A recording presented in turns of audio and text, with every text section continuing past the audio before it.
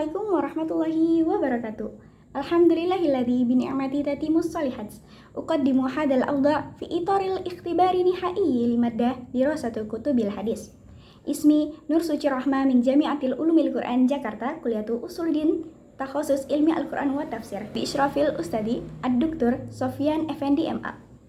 Fi hadal video sa'atahaddasu sirah imamaini azimaini fil hadis wa huma al-imamud darimi wal imamul baihaqi ma'a taqdimu nubdatin an kitabaihima sunanud darimi wa sunanul kubra lil baihaqi. Fa ahlan wa sahlan bikum wa nabda'u bil basmalah.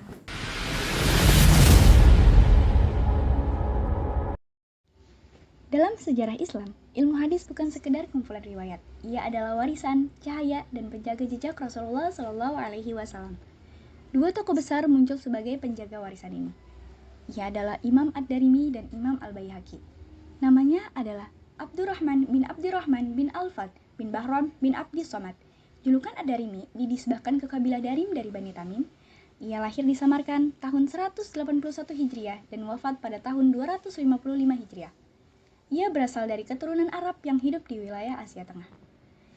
Ia seorang yang zuhud, waro, dan sangat tegas membela sunnah. Memiliki hafalan yang kuat dan dikenal sebagai ulama yang thiqah. Bermazhab Ahlussunnah wal Jamaah yang cenderung mengikuti Ahlul Hadis. Keilmuannya diakui luas, terutama dalam bidang hadis dan fikih. Sejak muda, ia melakukan perjalanan ke berbagai negeri untuk mencari ilmu. Ia menuntut ilmu di Khurasan, Irak, Hijaz, dan Syam. Guru-gurunya diantaranya adalah Yazid bin Harun, Abu Muawiyah, dan Abu Usama. Di antara murid yang terkenal adalah Imam Muslim, salah satu penyusun Sahih Muslim. Imam Ahmad bin Hambal berkata, "Peganglah orang mulia itu, Abdullah bin Abdirrahman." Lalu beliau mengulanginya. Muhammad bin Abdillah bin Numair berkata, "Ia mengungguli kami dalam hafalan dan ketakwaan." Ibnu Said al-Asyad berkata, "Dia adalah imam kami." Lalu Utsman bin Abi Syaibah berkata, kelebihannya lebih nyata dari apa yang mereka katakan, baik dari segi hafalan, pengamatan, maupun penjagaan diri. Pada masa Ad-Darimi, banyak kitab hadis yang disusun berdasarkan nama sahabat atau musnad. Namun, ia menyusun kitabnya berdasarkan tema fikih untuk memudahkan umat. Ia ingin menyajikan hadis-hadis sebagai dasar hukum yang terstruktur. Sunan Ad-Darimi. Kitab ini dikenal sebagai Musnad Ad-Darimi. Namun, sistematika isinya menyerupai sunan, bukan musnad. Maka, banyak ulama yang menganggap lebih tepat disebut dengan Sunan Ad-Darimi.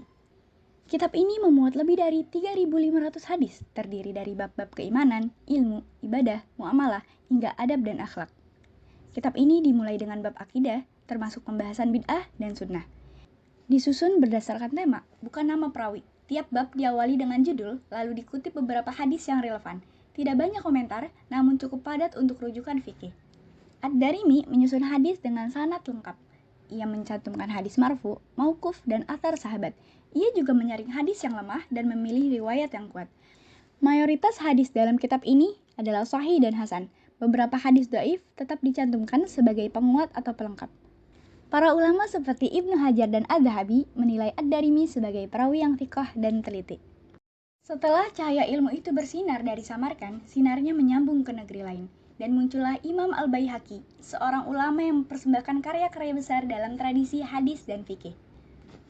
Abu Bakar Ahmad bin Al-Husain bin Ali bin Abdullah bin Musa Al-Baihaqi, lahir pada tahun 384 Hijriah di Baihaq. Wafat pada tahun 458 Hijriah di Naisabur, dikenal sebagai ulama besar dalam hadis, fikih, dan akidah. Bermazhab Syafi'i dan banyak membela serta menguatkan mazhab ini lewat karya-karyanya.